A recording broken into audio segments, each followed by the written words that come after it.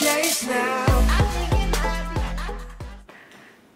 Good afternoon, and welcome to my channel, my audacious friends. Tomorrow, we leave for vacation at the beach, and I'm so excited, and I'm not gonna vlog probably while I'm there, so I wanted to take today to just do a random vlog for you guys, and it's gonna be mainly my day of getting things ready for vacation, resting because I'm not going to the gym, and packing, which I've already done. I'm gonna just kind of incorporate more of an interactive favorites video for you guys today.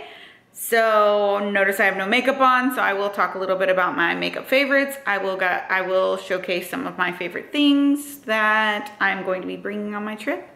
And I'm going to get these brows done before I go. They are crazy fluffy, which is a good thing. I like my brows fluffy, but they just need a little shape to them. So I'm gonna eat. To address, before we go into my food situation, I wanted to address the fact that I get asked a lot for recipes, and I don't really recipe, if that's a word.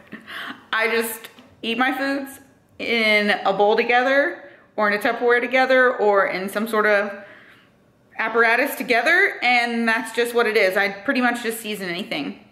And in terms of meal prep, my one biggest thing is I don't meal prep. I make what I need when I need it. And that is as simple as it is. So it doesn't feel like this like daunting task that I have to meal prep. For instance, I'm out of rice. So because I'm out of rice, I just went ahead and made, this is probably gonna give me 4 to 5 servings of rice. So this will last me about 2.5 days. I find that after like the 3 and 4 day mark on rice, it does kind of taste a little funky. So that's what I do. It's the only thing I needed today. I prep one thing as I need it at a time, and it just takes away so much of that like daunting task of meal prepping and putting things in Tupperwares, and this just seems more efficient to me. I'm gonna go ahead and eat meal number 2, which it will be 110 grams of rice, 100 grams of chicken, and 75 grams of green beans. There is some guacamole down there, 30 grams, I believe, of guacamole. So yeah, this is the extent of my recipes. This just works for me. It's simple, it's easy, it tastes good, and as long as I put sea salt on it, we good to go. And I'm actually packing, my makeup just gets everywhere. This is a mess.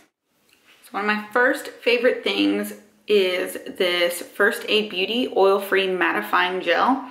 I got this in a sample packet from Sephora probably about a month ago, and I used the sample packet and it lasted me forever. I mean, this stuff is a small tube, but it goes a long way. Really actually liked using it as a primer underneath my makeup for the minimizing of my pores. I have giant pores on my nose and they tend to come through in makeup.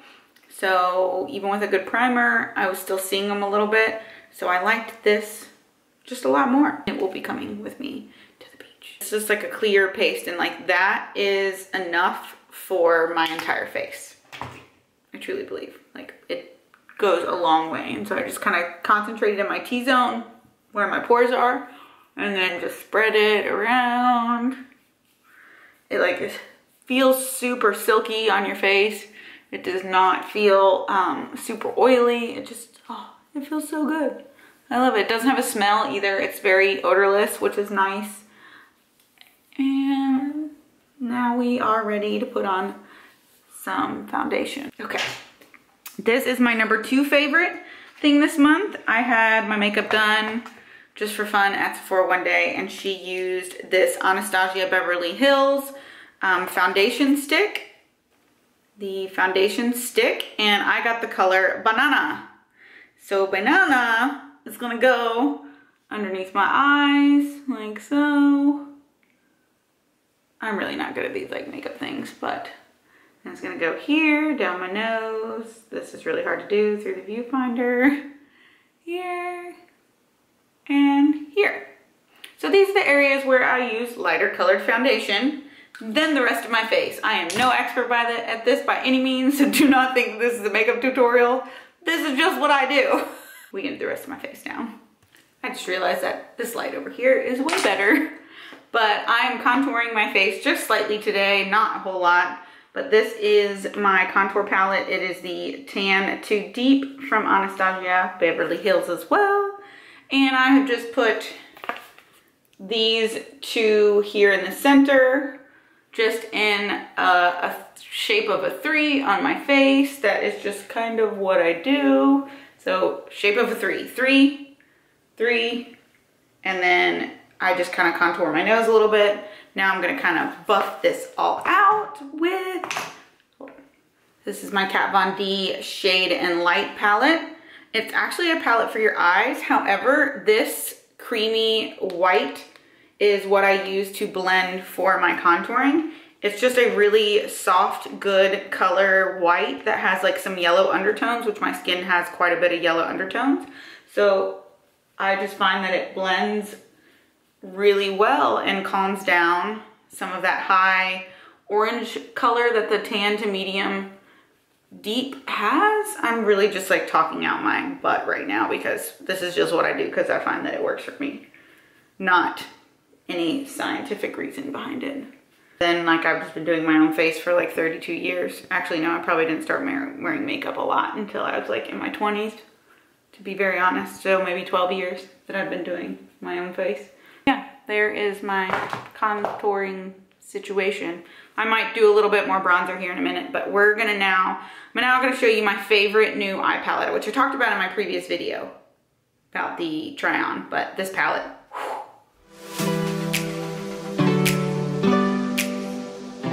everything. But this has all the colors that I love. It's just super tones of like orange, purple, brown, cream. It's perfect. By far my favorite naked palette. Do my eye makeup now. And I'm not gonna do that on camera because I suck at that. Sorry. Here is just the eyeshadow. I have been doing like a lot of heavy like under eye work with this palette. I just feel like it allows me to do that. And I love the orange underglow with the highlight. The only thing that I used that was not in this palette was this Kat Von D Thunderstruck, and it is like a white pearl. It's hard to see the pearl, but it does bring out like a lot more gold to the inner corner and my top of my eyelid. So that is going to wrap up the makeup portion of this favorites video. Of course, I will show you my final look. And the reason why I can't do this in the camera or anything is because I have terrible vision and I have to get like right up on the mirror. So welcome to being above 30. Here we have my full face and I'm ready to go get these eyebrows done, and I'm gonna sit at a coffee shop and work. I didn't really fill in my eyebrows. Notice how I have like a giant hole in this one. I didn't really fill them in much because she's about to take her wonderful, lovely time with them. So now it's time to put some shoes on and get ready to go. Not do a single thing to my hair other than take it out of the bun. I naturally wavy hair and I have some pretty good layers cut into it right now. Next favorite thing is going to be the jeans I have on. So I've been in the search for light denim for summer, and I'm really picky about jeans because my legs tend to take over and then they gape in the back and I always have to wear a belt anyway. These jeans from Lucky are awesome. Wait till you see them. These are them. They are the perfect light color I was looking for. They are the destroyed texture a little bit. I just tend to like texture on my jeans, and destroyed denim is my thing. I don't know, but they are so cute. I love the leather patch on the back for the logo. It's very minimalistic, but I just like that it's light tan, and the pockets are awesome. So these are a 26 size 2 from Lucky. I was typically a 4 in most of their jeans, but these do have some good stretch in them. So I was able to size down so they would be a little bit tighter in my waist. And they still fit throughout the leg, which I'm super happy about. So there they are from the side. I love the extension of the pockets. That was one key I was looking for, was like to make the booty look better, is like the extended pocket line right there. Love them. They are a mid-rise on me. They are a little bit high. I'm very short-waisted, so a lot of mid-rise jeans do fit pretty high on me. So here is the tag. Lucky brand Brook legging with the dynamic stretch. I did try on the black denim ones that they had in the same style. I didn't find that they fit as well as these light colored denim. Over $100, but they were having a sale. Never buy anything full price at Lucky because they're always having a sale or they have an outlet. These are another favorite. I got these last year in the gray, and this year I decided to pick up the tan because I wore the gray ones so much, and they were still available at Nordstrom Rack. I always get my 9 West shoes either at TJ Maxx or Nordstrom Rack. I never again pay full price for 9 West because they're always going to end up at one of those retailers, and then there'll be a discount. We have it. So on my feet, they're basically nude, and that's what I loved about them. And I'm also really into details on shoes, so I love the fact that this has like a nice seamless gold buckle. I don't really care much for silver, so this was a huge reason why I just bought another pair of these in just a different color, because they go with everything, and they have a really like subtle, comfortable heel. You can wear it and not feel like super dressed up, but they're just so comfortable. I don't know if this would help anybody, but this is the style, number, and color for this particular shoe. Just in case, thought I'd help you guys out if you like it.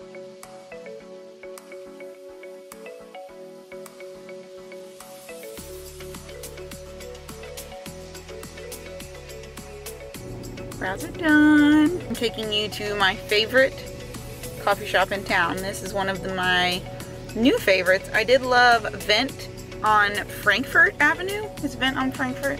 Yeah, I think so. But if you're ever in Louisville and you love going to great coffee shops, you guys are gonna have to check out this one I'm taking you to right now. So see you guys there.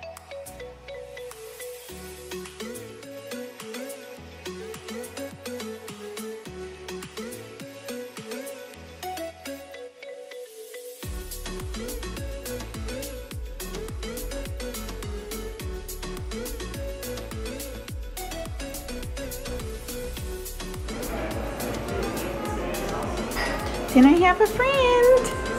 Say hello. Didn't come with the coffee. Didn't come with the coffee. Back home now, and before I start finishing up my day, I want to finish up this favorites vlog with 2 more fun things.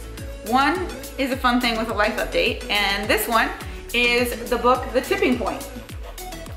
So this is by Malcolm Gladwell. I am finished with this book. It only took me like probably 2 to 3 weeks. Honestly, I really enjoyed reading this book. I read for about 30 minutes to sometimes 45 minutes every morning.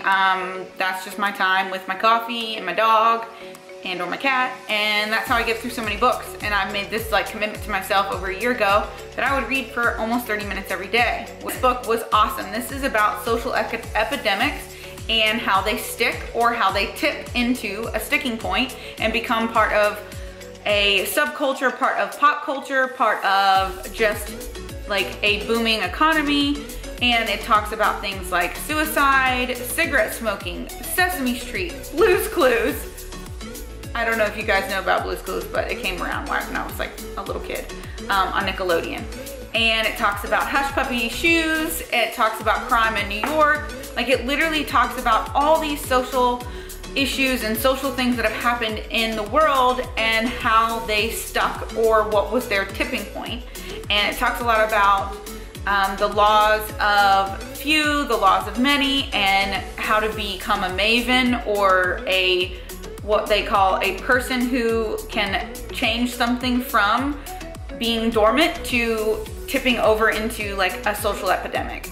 And it was an awesome read. This is a little unusual for me as far as reads go. This was on my Lululemon reading list, so that's where I got the idea to read this book. I'm probably gonna actually look into a lot of Malcolm Gladwell's books because I just really liked his perspective. I liked the way his tone just carried on the stories, and it was so many different unrelated topics, but yet they all related, and he just did a really good job of correlating everything within the entire book. It's awesome. I'm gonna read you just kind of one of my favorite excerpts that I actually read this morning, and I was like, I just gotta share this book with you guys because it's just so cool. The perspective that he brings is awesome.